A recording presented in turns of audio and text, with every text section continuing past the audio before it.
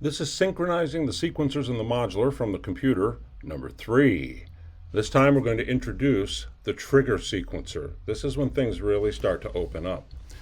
In order to make this less visually confusing, I'm eliminating the entire patch of driving the second 960 with all of its voice modules and everything else, just to make it clearer.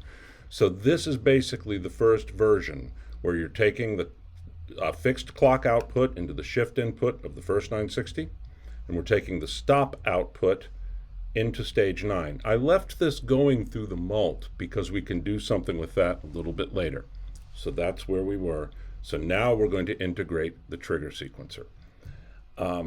What I'm not going to do in this, again for visual reasons, is I'm not going to connect the CV output to the quantizer, to the oscillators, into a filter, into the VCA, and then take the gate out from the quantizer into an envelope generator to modulate both the VCA and the filter, because we're going to use the trigger sequencer instead of the quantizer gate output.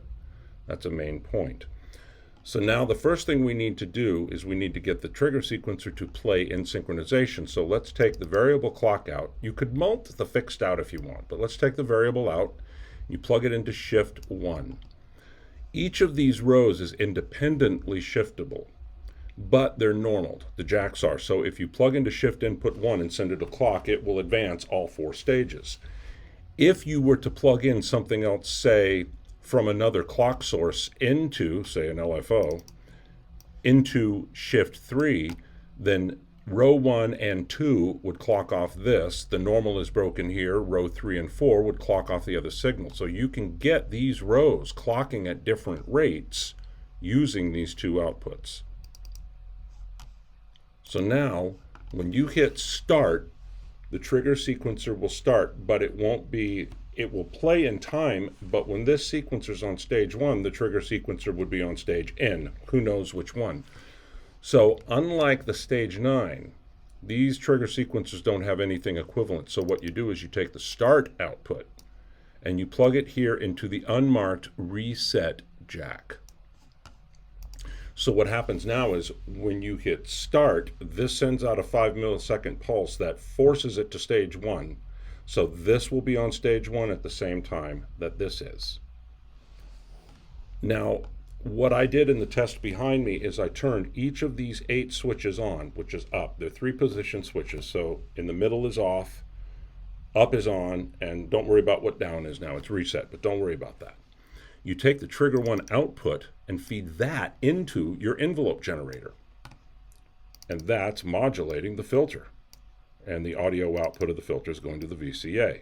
The only thing missing here is control voltage from the sequencer to the quantizer to the oscillators and audio from the oscillators into the filter. So now that's the patch that's behind me. So now check this out. I hit play and notice when I hit stop, the 960 goes to stage 9. The trigger sequencer stays wherever you stopped it. In this case, it's on stage 3. But when I push play again, the 960 will go to stage 1 and the trigger sequencer will correctly go to stage 1 as well. You might not care if you're doing that because that pattern is a trigger every time. But watch this. I'm going to go up and make different patterns of the row 1 triggers being on or not.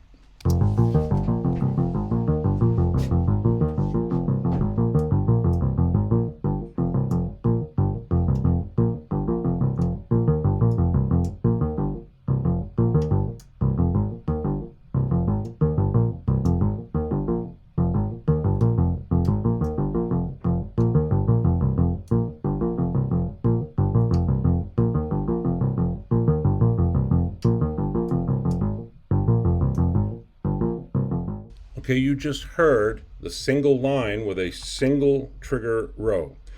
I'm now going to integrate the 564 quad sequential switch so that we can use more than one row and make longer and more interesting patterns. There's a separate short tutorial video about this which is worth watching unless you understand everything that the switch does already. It does a lot of stuff. It's very useful. So here's what we will do. I will figure it out and make the video. What we're going to do is not connect row 1 to the envelope generator anymore. Now, in the same way that you can connect two different rows of a 960 to a sequential switch here and take one output somewhere, a quantizer, and then you can shift this, say with the stage 1 output, and it will shift back and forth.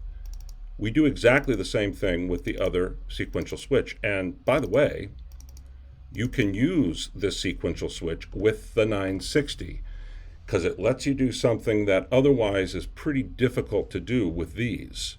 You can feed in row 1, row 2, row 3, row 2, and then you're making 32-step sequences, which make a lot more sense musically often than a 24-stepper stage. So here's what you do. You take trigger row output 1 and into input 1. Visually, this will get confusing, but it's really simple. All you're going to do is you're going to take all 4 of these jacks and feed them into these 4.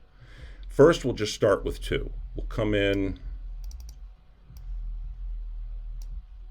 from trigger output 1 into input 1 and trigger output 2 into input 2. This is the output of the whole switch. We'll feed that back into the gate input. Now we need to shift this, and you can shift it from any number of things. Let's use the gate output into the shift input. This is where you could get confused unless you either know how this works or you go and watch the separate tutorial on this. I'm going to set this initially for each of stage 1 and 2 to only shift with 1 pulse, and these stage 3 and 4 are going to be in skip, so it won't go there. I'm going to kick it in and then explain what I'm doing. Okay, that's row 1. We're hearing row 1 right now. Here's row 2.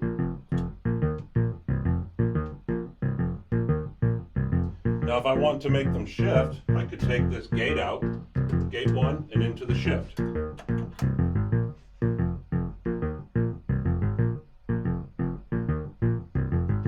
If I set the divider switch to 2, it'll need 2 pulses to shift.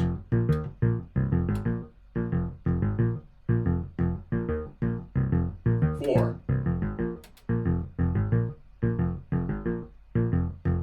And now down. Go twice as fast.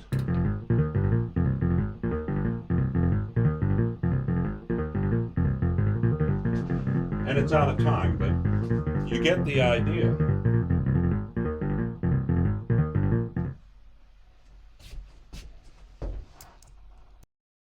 And I hope it's also obvious to you that you could feed in trigger rows 3 into input 3 and trigger row 4 into 4. Same company. They're racked together. Coincidence? I think not, because that way you could have a 32-step trigger pattern, which is an awful lot less boring even before you go and change any of the trigger patterns, especially given the fact that you can cause each stage to switch after a single pulse or after more than one, or set them for different amounts. Interesting, eh? So that was video 3 on sequencing.